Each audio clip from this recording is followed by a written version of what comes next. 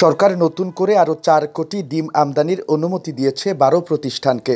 গত সোমবার বাণিজ্য মন্ত্রণালয় এই ডিম আমদানির ব্যাপারে প্রয়োজনীয় ব্যবস্থা নিতে আমদানি রপ্তানি প্রধান নিয়ন্ত্রকের দপ্তরকে চিঠি দিয়েছে। বাণিজ্য মন্ত্রণালয় সূত্রে এ তথ্য জানা গেছে। এর আগে গত ৮ অক্টোবর ৭ প্রতিষ্ঠানকে ৪.৫ কোটি ডিম আমদানির অনুমতি দেওয়া হয়। সে হিসাবে ২ সপ্তাহে ১৯ প্রতিষ্ঠানকে ৮.৫ কোটি ডিম আমদানির অনুমতি দেওয়া হয়েছে। চলতি বছরের ৩১ ডিসেম্বর পর্যন্ত এই অনুমতি বলবৎ থাকবে। দেশে প্রতিদিন প্রায় ৫ কোটি ডিমের চাহিদা রয়েছে বলে মনে করা হয়। সরকার ডিম আমদানির অনুমতি দিলেও এক্ষেত্রে কয়েকটি শর্ত আরোপ করেছে।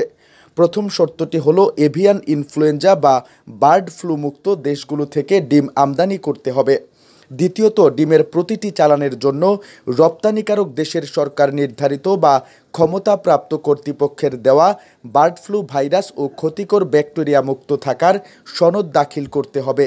তৃতীয়ত, প্রতিটি চালানের কমপক্ষে ১৫ দিন আগে সংশ্লিষ্ট সংঘনিরোধ কর্মকর্তাকে জানাতে হবে। চতুর্থত, অনুমতি পেলে ৭ দিন পর এই সংক্রান্ত অগ্রগতি প্রতিবেদন বাণিজ্য মন্ত্রণালয়ে দাখিল করতে হবে।